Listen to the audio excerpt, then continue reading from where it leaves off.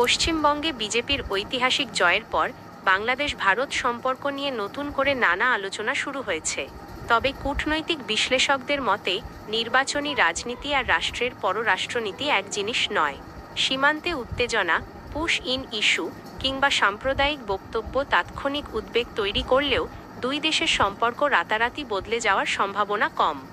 ভারতের কেন্দ্রীয় সরকার এবং পশ্চিমবঙ্গ দুই জায়গাতেই এখন বিজেপির নিয়ন্ত্রণ প্রতিষ্ঠিত হওয়ায় সবচেয়ে বেশি আলোচনায় এসেছে তিস্তা চুক্তি। এতদিন কেন্দ্রীয় সরকার চুক্তি না হওয়ার দায় পশ্চিমবঙ্গের তৎকালীন সরকার ও মমতা ব্যানার্জির ওপর চাপালেও এখন সেই অজুহাত আর থাকছে না। ফলে ঢাকার কূটনৈতিক মহলে প্রশ্ন উঠেছে, এখন কি সত্যিই তিস্তা ইস্যুতে অগ্রগতি হবে, নাকি বিষয়টি আবারও রাজনৈতিক কৌশলের আড়ালে চাপা পড়ে যাবে? বিশ্লেষকদের একাংশ বলছেন, বিজেপি ক্ষমতায় আসায় সিদ্ধান্ত গ্রহণের প্রক্রিয়া সহজ হতে পারে। তবে অন্য অংশের মতো ভারতের অভ্যন্তরীণ স্বার্থ এবং আঞ্চলিক রাজনীতি এতটাই জটিল যে শুধু সরকার পরিবর্তনেই বড় কোনো সমাধান আসবে না, বরং কেন্দ্র চাইলে আগেই চুক্তি করতে পারত। অন্যদিকে সীমান্ত রাজনীতিতে নতুন করে উত্তেজনার আশঙ্কাও উড়িয়ে দেওয়া যাচ্ছে না।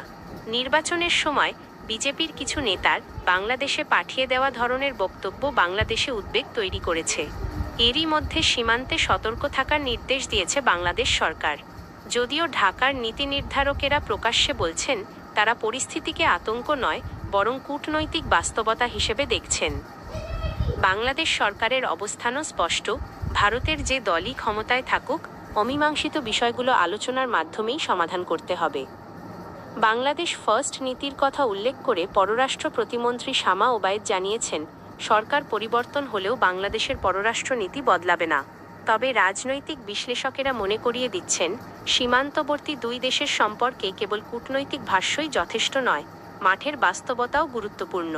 পশ্চিমবঙ্গে সাম্প্রদায়িক উত্তেজনা বাড়লে তার প্রভাব বাংলাদেশের অভ্যন্তরেও পড়তে পারে, কারণ দুই দেশের দীর্ঘ সীমান্ত শুধু ভৌগোলিক সংযোগ নয়, সামাজিক ও অর্থনৈতিক সম্পর্কেরও বড় বাস্তবতা।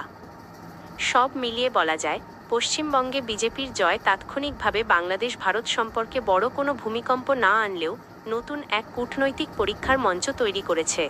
এখন নজর থাকবে নির্বাচনী বক্তব্যের বাইরে গিয়ে দিল্লি ও কলকাতা বাস্তবে কতটা দায়িত্বশীল আচরণ করে আর ঢাকা কতটা কৌশলীভাবে নিজেদের স্বার্থ করতে পারে।